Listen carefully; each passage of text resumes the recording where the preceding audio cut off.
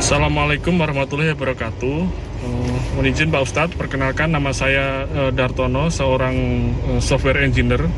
Kebetulan nih dalam perjalanan sambil mendengarkan tausiah Ustadz.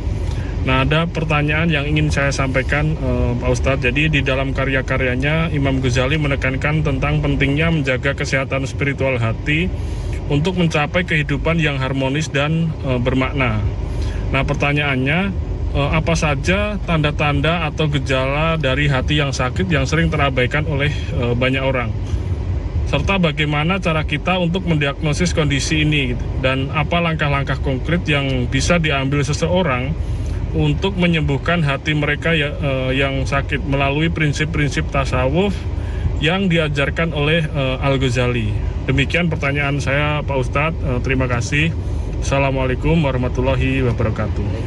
Waalaikumsalam warahmatullahi wabarakatuh. Pemirsa, terima kasih Anda masih menyaksikan Gapai Kemuliaan dalam episode Hati-Hati dengan Penyakit Hati. Oke, baru saja kita saksikan ada pertanyaan satu lagi yang datang dari Mas Dartono, seorang software engineer di Jakarta. Luar biasa, ini sangat ternyata ngikutin juga di tasawufnya Al-Ghazali ya. Masya Allah, sambil di jalan menyempatkan waktu untuk bertanya. Luar biasa. Pertanyaannya sebenarnya mirip-mirip dengan tadi yang disampaikan oleh Mbak Sukanti di Jogja ya.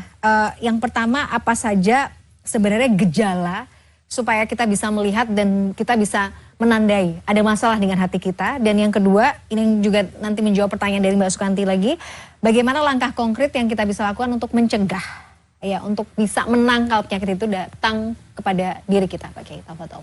Baik, tadi saya sudah menghantarkan bahwa karakternya itu ada empat. Itu sebenarnya dari empat itu indikasinya kelihatan jelas. Haitsu sallatul ghadab, apabila orang terkuasai orang marah, kalau marah gampang meletup. Temperamen gitu ya. Ya, gampang meletup dan kemudian dia tidak puas kalau tidak diletupkan. Maka itu adalah indikasinya sabu'iyah. Sifat yang bengis, yang kalau diteruskan dia akan melakukan hal yang bidorbi wasyatmi, memukul, bahkan mencaci maki.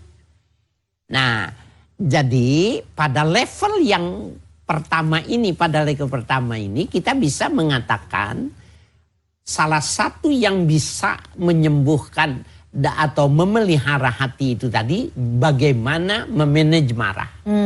Usahakan jangan orang mengatakan sesuatu dan lain sesuatu gitu, kita tidak merasa terhina. Dan biasanya Mbak Mila, orang kalau marah itu karena menganggap dirinya mulia. Dirinya cantik, dirinya kaya, dirinya pinter, dirinya lebih. Maka gengsi itulah yang melahirkan marah. Nah, percayalah, marah ini adalah level pertama dan sabu'iyah ini adalah karakternya anjing. Dia menggonggong dan dia menyerang.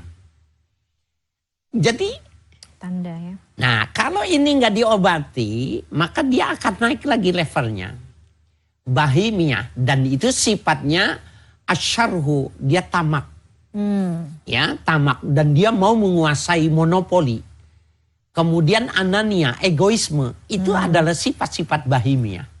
Itu simbolnya itu babi. Nah, yang ketiga ini, kalau nggak diobati juga, yang syaitonia ini, dan ini yang sekarang ini kita lihat di media sosial maupun pada fakta di masyarakat, orang melakukan kesalahan itu sudah di tempat terbuka.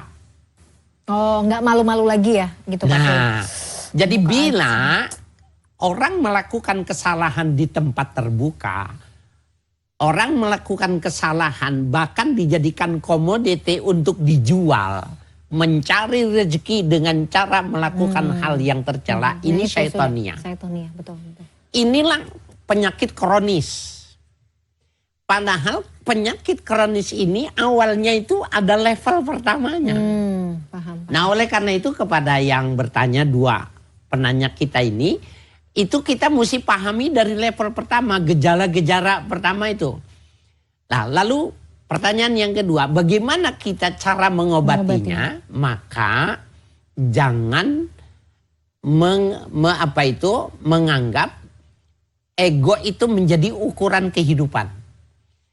Prestis itu ukurannya ego. lebih tinggi, hebat. Nah, itu levelnya itu diturunkan semua.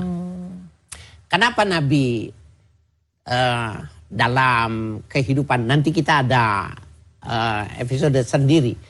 Nabi itu bisa saja dia berbagai pakaian sehari 3 kali pakai, 4 kali pakai. Tetapi Nabi tidak mau melakukannya. Kenapa? Karena kalau pakaiannya bagus, itu yang melahirkan ego. Betul. Kenapa makannya tidak mau besar? Maka itulah yang menyebabkan orang merasa terhina ketika makanannya tidak yang seperti itu. Kenapa tidak ada istananya Nabi? Bukankah di Romawi ada? Kaisar itu punya istana semua. Kenapa Nabi Muhammad yang wilayah kekuasaannya itu meliputi Asia, Eropa, Afrika, tidak ada istananya? Karena orang yang duduk di istana itu melahirkan prestise, melahirkan gengsi. Ada kesombongan. Nah, itulah yang melahirkan sifat-sifat mendukung dari 3 penyakit itu tadi. Caranya itunya dihilangkan. Jadi kita tuh harus mulai mengeliminasi ya Pak Kiai. Kalau kita sudah merasa kita lebih dari orang lain, nah itu juga jadi penyakit. Udah pasti kita ada bibit-bibit penyakit hati ini di situ. Betul. Oke, jadi kalau kita udah merasa mulai merasa lebih dari orang lain dan kemudian kita menghinakan orang lain, nah itu sudah. Berarti Pak Kiai ini korelasinya itu tadi ya bertingkat kan? Kalau misalnya kita melihat bagaimana kemudian kejahatan kemanusiaan yang kemudian dilakukan Zionis terhadap ini kan udah terlibat yang syaitoniah ini kan dibuka di muka dunia. Dia sudah lebih dari syaitoniah karena melakukan proses genosida itu yang dilakukan itu sudah melebihi batas kejahatannya setan.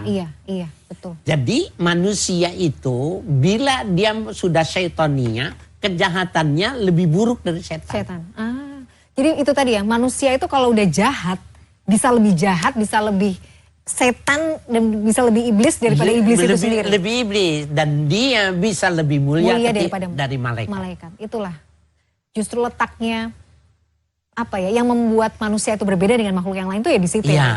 Karena dia tinggal dia mau dibentuk seperti adonan, mau dibentuk seperti apa. Mau seperti apa. Menarik sekali. Pak Kiai, kita harus jeda dulu. Padahal lagi panas-panasnya ini. Kita harus jeda dulu. Pemirsa jangan kemana-mana. Gapai Kemuliaan masih akan kembali sesaat lagi.